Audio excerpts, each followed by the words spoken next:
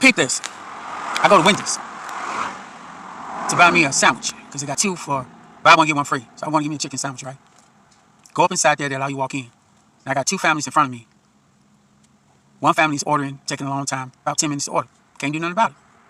Second lady, she has a child with her, and the child appears to have a broken back. So the lady's holding the baby in line waiting for Wendy's. I go in, I see this millennium Negro peeing, and I'm go, are you in line? He look at me for a second, he go, no, I'm not in line. I already got my order. I'm like, cool. So I walk up. Now I don't want to talk to the woman because unfortunately a lot of women of color that looks like me have an attitude and trigger on anything you say. So I ain't gonna say shit to her because I want to go there. So she waiting in line like me. Now apparently she been waiting about 12 minutes prior to me coming in based on the guy in the front taking so long to order. So I'm waiting in line too. Then all of a sudden, they finish. Homeboy tells his daughter to go to the car and he waits for the food. So the guy who's waiting on him, he turns around and walks away from the register. He don't tell the lady nothing. And then he started doing drinks and other stuff. And he ignored the fact that me and her is in line. We both are color, and of course this guy's of another race. He don't say nothing to us. He don't say, I'll be right with you. He don't say, let me finish these other orders. He don't say nothing. He actually ignores us. So I asked the lady in line, I'm thinking maybe she already did her order, and she ain't, moving up. So let me ask her, ma'am, are you in line? Have you already made your order? She said, yeah. So I said, excuse me, sir. Could you explain to me why you can't let us know what you're going to do next? This lady had an order. We've been waiting in line for a while.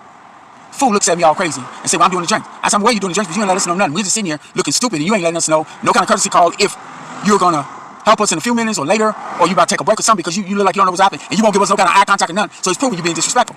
First thing this millennium Negro peeing pops out his mouth. Oh, man, chill out, man. They got a lot of orders in the back. Now, I know that this dude is biased. I know that this dude don't give a fuck about me or this lady. But this millennium Negro peeing is quick to try to justify. I'm like, yo, check this out, man. I know what I'm doing, and I have a right to ask a question. Oh, man, we preparing food. I said, oh, man, he ain't being courteous. Oh, man, I'm aware of that. So I had to stop talking to that fool.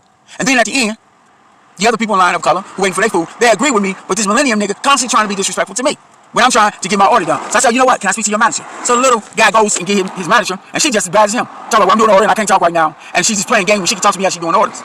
So I'm like, you know what? I don't need to deal with this disrespect. So I get up out of that motherfucking league.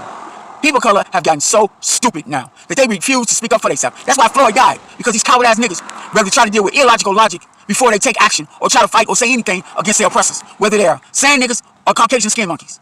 I'm so sick and tired of this shit.